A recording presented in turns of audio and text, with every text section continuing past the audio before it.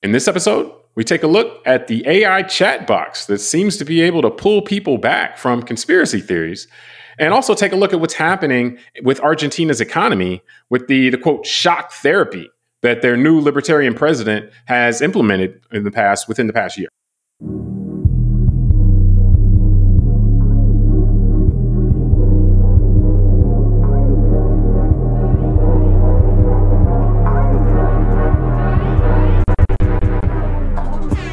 Hello, welcome to the Call Like I See It podcast. I'm James Keys, and joining me today is a man who's always ready to stir it up, Tunde Ogunlana. Tunde, you ready to catch a fire today? Yeah, man. I was thinking of Bob Marley when he said that stir it up thing. So and catch a fire. But he'll be in a good mood. Now I'm a Buffalo Soldier. Let's go. All right. Now, before we get started, if you enjoy the show, I ask that you subscribe and like on your podcast app or on YouTube. Doing so really helps the show out.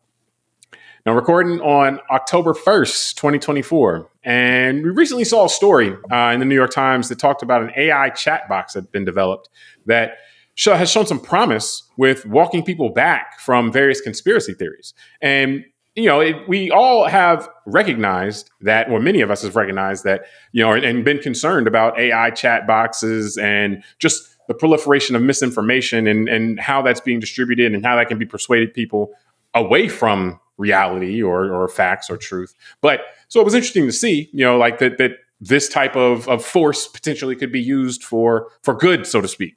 So Tunde, seeing this, what were your thoughts on, this kind of AI chat box and its ability to pull people back from conspiracy theories in ways that, researchers have been surprised that how it's been able to do so also? Well, you'll be pleasantly surprised that I'm glass half full Tunde today. I'm not totally depressed coming into this topic. So I'll answer you directly and say I was enlightened by it actually on a serious way because, we know that you and I, anyone who's listened to our show for the last few years know that you and I are well versed on the negative effects of social media and kind of the current way that we as humans relate to activity online in general. And we've done many shows on it. There's been documentaries on it. So not to rehash all that, but, this is the first time. This is why I say I'm kind of cautiously optimistic learning about something like this because it's an example. It's the first time I can think of, I'm not going to say the first time it's happened, that instead of trying to put guardrails around the technology in terms of limiting use and trying to figure out how to stop people from going on this and how to deal with disinformation kind of from a limiting people's usage way. This is the first time I've seen, hey, let's use these tools that we've created in the tech world in AI to actually try and help combat in a positive way the way that the negative forces have used these tools that were available. And I think it's that old adage of, the truth can get halfway around the world. Sorry. You mean a lie? A lie can make it halfway around the world before the truth can get its shoes on. And I think this is a longer arc of that analogy where it's like the negative forces that took advantage of social media, the algorithms and all that first, naturally it takes time for maybe the positive alternatives to catch up. And I think, as I'm saying, this is the first time I've seen like, wow, okay, someone's going to use this technology to combat it, not just complain about it and figure out how do we get people people not to use this stuff as much or to use it different, but not really having a solution that seems viable. It's interesting. I would take a slightly different approach. I don't think it's the first time it's been tried. Like misinformation is everywhere. And so people have tried to use, various websites or whatever for fact checking. It just doesn't work. And so to me, what stands out about this is that this is one of the fewer times or one of the times we're seeing where they're using the technological tools in a way that has had some success.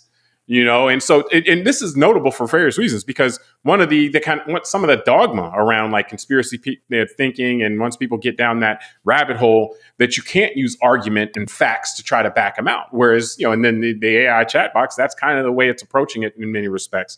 And so it's not only able to have success, it's able to have success in a way that's confounding researchers and saying, well, why is this working? Whereas if we had a person doing it now, and in the studies they were doing, like people knew they were talking to AI. They knew they were talking to a chat box, but they didn't know why they were talking to the chat box. And so, this is something that conceivably you can put out there in conspiracy forums and stuff like that. And just to try to get people, I mean, I've talked about it before, the biggest hole or fallacy in the conspiracy thinking I always see, because I'm not one to say you should always take accepted answers or whatever, but it's the level of scrutiny. When someone goes down this conspiratorial mindset, they apply a level of scrutiny to the official story, and then they don't apply that same level of scrutiny to whatever alternative conspiracy theory story. And it's like, if you're going to be skeptical about official stuff, be skeptical about the conspiracies as well. And I think that, like the fact that we don't have parity there is always the biggest problem. It's just, they're just so happy to find something else other than the official story that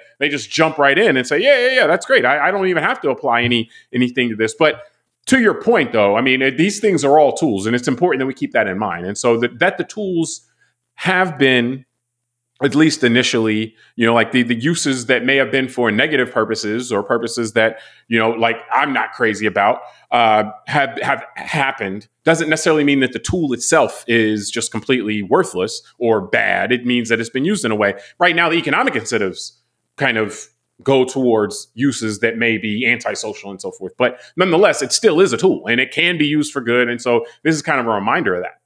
Yeah, no, that's a great point. And that's what I mean by this, because you're right about the websites that, and those, like, I mean, look, I think the famous sites that I know of are things like Snopes.com, factcheck.org, all these kind of things where you're supposed to, I think there's a few others, but where you can go and like, that's helpful for you. Cause you've said like people have come to you with stuff and you look it up and like, I found out in 5 seconds that this thing wasn't true, but that's what I mean.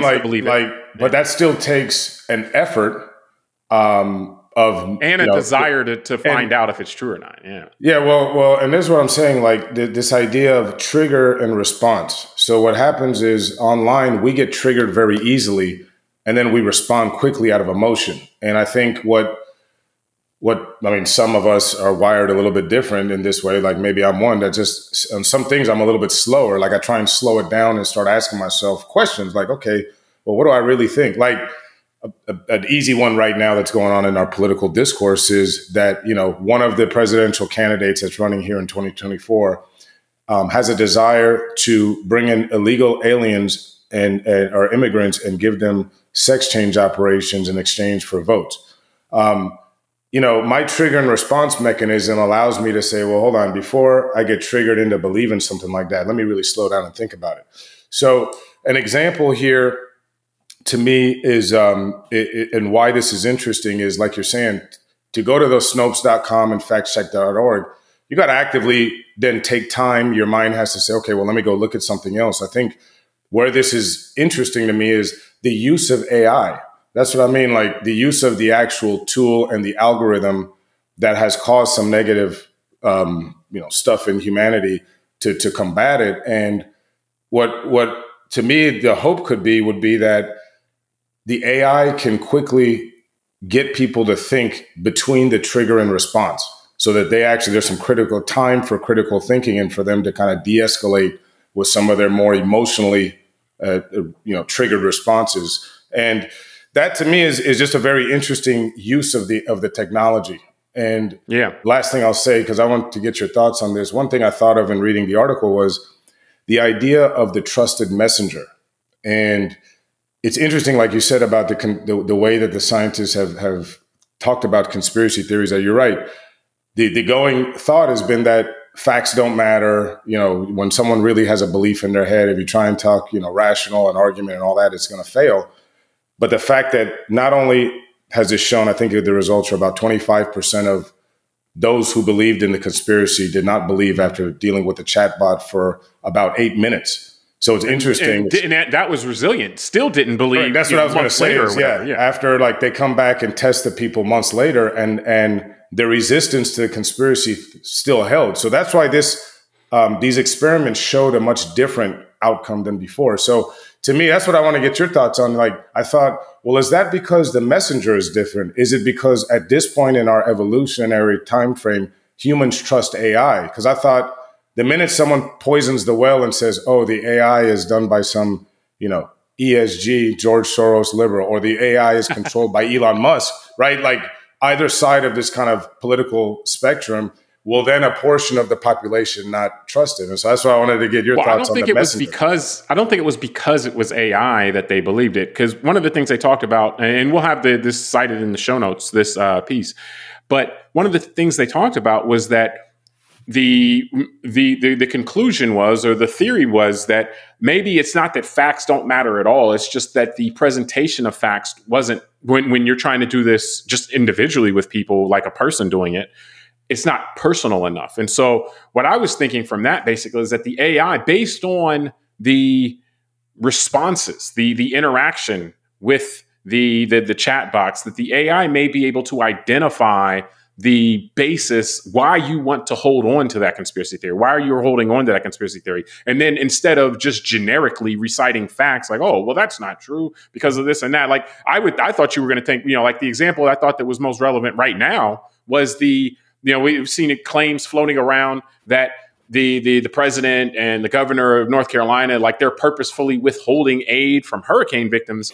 And that's something that if you hear that and then take the step to look it up, then it's like, oh, okay, yeah, that's somebody's lying about that, and that's not true. But if that satisfies an emotional need for you, or if you are very easily manipulated along facts along that line, then you wouldn't take the extra effort to apply skepticism to that. Well, what the AI chat box conceivably could do is, in prompting you and conversing with you back and forth, identify the emotional attachment you have to that, or is it an attachment to the person who's saying it, or is it, what is the reason why you were trying so hard to hold on to this, and then give facts that undermine that or that go at that basis. And so it actually becomes more targeted in terms of, because again, we know that people hold on to conspiracy theories for various reasons, and what has been established is it's not just the fact of the matter. It's more than that. There's an emotional component. Like you said, trigger and response. It's like, okay, this satisfies something in me, or this is the kind of thing I want to believe. I want this to be true. And so what I think is that the AI is able to identify quickly the nature of that attachment, and then and direct its provision of facts towards straighten you out in that context. And so, and again, it's not like it's 100%, but it's much more successful than other intervention methods have been, particularly those that are like realistic, really could be realistically applied. So it's something that, like, I think it's a notable kind of discovery. Now, what I'm going to kick it to you though is, and just kind of moving the conversation on, is that, so surely nothing could go wrong with this, right? Right? I mean, are you how confident are you that what this type of tool? No, I thought of like the concept from the movies, the Matrix films. And remember, like there was like I guess the god of that movie, the kind of story was the kind of, I don't know if you call it like the singularity, right? But like whoever created the actual entire like landscape of that whole, artificial world and that alternate universe that humans had been living, the thing in where they were really in the real world, they were batteries. But, so that was when I started going to that dystopian stuff. Like, wow, I wonder if the wrong person got their hand on ChatGPT and they were able to just control all the information output. So in the end, I mean, even something like computers that we might be able to trust that they can do numbers and binary code and all that stuff without failure and without mistake. When it comes to disseminating information, I think we'll always have some sort of suspicion as humans that who's really behind this? What's, the kind of Wizard of Oz thing? Yeah, who's like behind Wizard this of Oz. curtain? Yeah, exactly. Yeah. And so, but I was going to make a joke real quick because you were talking about the hurricane thing. Because, it's fun, the irony of this trigger response stuff. Because you're right. And as you're talking, it makes me realize we just continue to underestimate, I think, as humans and in our culture, just how much we are driven by emotions, confirmation bias, and how really we are all irrational, but we like to think that we're so logical and rational. And so I started thinking, like, as you're talking about the lies about withholding aid to states like North Carolina, I'm thinking, but the same people pushing these lies literally 1 week ago were trying to shut down the federal government. And had they been successful, nobody would have been getting help because FEMA wouldn't have been operating. So it's just the irony again, when you slow it down and start thinking about, oh yeah, like, you know, these people really care about me or not, or are they just marketing and trying to get people angry. So, but no, I think in continuing our conversation here, one thing is interesting as you're talking this trigger response thing as well. I started thinking about one of the parts of the article that really hit me personal because it was about the 9/11 attacks, and I really not say it hit me personal. I didn't suffer any losses, thankfully, there, but in terms of family or friends, but more of, I used to watch those loose change videos 20 years ago. And I started believing some of that stuff. You know, I remember the one that had the silhouette of a Boeing 737 on top of the hole in the Pentagon, and thinking, yeah, that makes sense. That the hole's smaller than the plane, all that. So one of the things that was the chat box dealt with was the 9/11 was an inside job conspiracy. And it was about the idea that steel, the buildings couldn't collapse because the steel only catches fire and melts at a certain temperature, and the temperature of the burning fuel wasn't that hot and all that. And what the chat box did was it inserted between the trigger and response this information. I'll read it. Steel starts to lose strength and becomes more pliable at temperatures much lower than its melting point, which is around 2,500 degrees Fahrenheit. And I thought that's a great example of getting in between someone trigger, meaning the government's lying to you, it was an inside job, and their response being, okay, so therefore Bush personally ordered 9/11 or whatever kind of the conspiracy is. Because I thought the word pliable, language is so important. The minute I read that, I just thought of a steel beam bending. And I was like, oh, of course. You know what I mean? Like, it doesn't have to turn to liquid. Correct. It doesn't have to be liquefied. Yeah. Especially, again, because then I can remember where the plane hit the building. And it looked like maybe about 20 stories below the actual top of the building. So I'm thinking, okay, so if you got literally probably thousands of tons of concrete and steel above this hole that was put there by the plane, made by the plane, and that steel becomes pliable, of course, at some point it's going to fail and collapse. And the fact that worked, right? That to me is a great example of just using language to slow people down to say, oh yeah, think about it. It doesn't have to melt and liquefy. It just has to become weak enough that it can't sustain all this heavier stuff above it, and it'll collapse. Like, okay, that makes sense. And then once you have this certain amount of momentum, then, you know, it beneath that can't would be able to not withstand it also. I mean, that example, though, is one of the things that really illustrates what I was talking about. You know, like the idea that you go from I have suspicion about the official story to not just, okay, I'm just a skeptic. I think there's more than what we know, to actually, actually, I'm sure that it was an inside job, and there's all these people who know all this stuff about it and didn't do anything about it. It kind of illustrates what I mean as far as the application of skepticism, you know, a high level of skepticism on the official story versus a low level or no skepticism on this alternate story, because you can still walk away from 9/11 or Kennedy assassination or COVID, you know, origins or whatever, with the idea that, hey, I'm not sure that I have the whole story. You know, like, I think there's more going on. And maybe whether somebody's lying to me or whether or not it's not fully understood, even in the context of the COVID issue, COVID origin, you know, like, but I don't have the whole story. But to then take, okay, I'm skeptical of the story I have, and then to go, you know, completely off the reservation into some other alternate explanation that you're not applying scrutiny to and that you're 100% sure about, is always the place where the conspiracy piece kind of loses me. But I think in terms of whether or not this could go wrong, I mean, I may be the more glass half empty person here. Like, I'm happy that this is something that's been developed. But ultimately, what this is talking about is the ability for AI and the chat boxes and so forth to persuade people of things.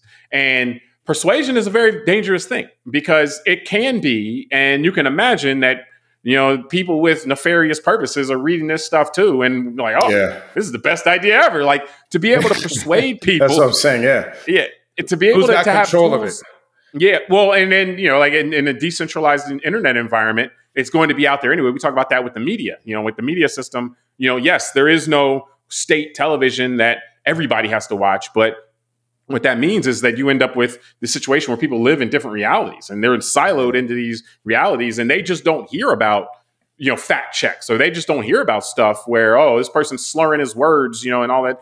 Like, it's completely kept from them. And then other people hear about that all the time. And it's like, why doesn't everybody talk about this? So the idea that this could be used in targeted fashion, people that may be susceptible to this or susceptible to that, it can be this could be something that I could see being very dangerous in a society as well. Now, my answer is to say we shouldn't do it, but I don't think that this is like, okay, everybody, we're done here. Like, we'll be able to, everybody will live happily ever after now. I think this will create some solutions to some problems, and then it'll create more problems that we'll have to figure out other ways to deal with as well. So, I mean, and that's a theme that I bring up a lot of time, is that there's no finish line with any of this stuff. Like, there are people who want to deceive, who want to turn people against each other, make you hate this person, make you hate that person.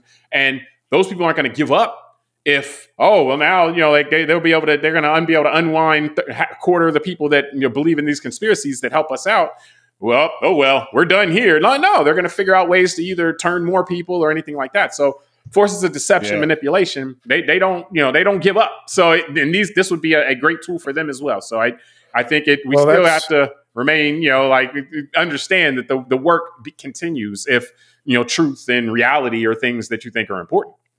Yeah, and that's, to kind of, I know we're going to wrap it up here. That's in the last part of the article, they talk about a little bit of kind of the solutions, like what could, imagining a little bit, what could these be used for? How could society do it? So I'll read real quick. It says they have considered linking the chatbot in forums where these beliefs are shared, or buying ads that pop up when someone searches a keyword related to a common conspiracy theory. And so one of the thoughts I had is, okay, so who's going to pay for these ads, right? Like, so I started thinking, like, so is this going to be another cash grab from the tech industry by, where the government's going to subsidize more stuff by paying for these ads to keep us all thinking, not getting susceptible to this. But I hope that's not the case. That should. Well, you could always use the tobacco model. That's where I was going. Yeah. You already read my mind, because I wrote down my notes, big tobacco, because I remember we have commercials, because you and I are in Florida, just for the audience. So Tobacco Free Florida runs ads about anti-smoking and educating the public. And my understanding is that was funded from the big lawsuits, settlements from the 1990s, the billions of dollars that the tobacco industry paid. Some of it they were forced to put into a pool to educate the public about the bad use of smoking, the bad side effects. So I was thinking the same thing, like, either it's got to be done through something like that, forcing the tech industry itself to somewhat self-regulate and pay maybe annual fees into a pool where then, a nonprofit like OpenAI can apply this chatbot to certain things, and these strategies. Or the government's, like Big Tobacco, is going to have to regulate big tech better, just like it ended up regulating other things that affect society, like alcohol, tobacco, and firearms. That's why we have an ATF division of agency, right? But yeah, something's got to be, like, there's got to be now, how do we do this? How do we implement it? And I think that's the next conversation. It's the research shows this works. So let's get this thing out there. You know what I mean? And the tobacco model is I think, a good place good thing to bring up, because, the thing about it is that, and this is always, it's amazing, quite amazing if you think about it. Like, Big Tobacco has to spend a lot of money that goes towards convincing people not to smoke. And yet they still make mone, and they still, are like, profitable. When you sell an addictive product, then maybe society should have you kick in the money to make sure that people are reminded that the product is addictive and not good for you, And so that kind of thought process with social media and, like the big tech, could be applied there as well. Like, hey, you not only has this been shown addictive, it's been shown that you're trying to make it more addictive.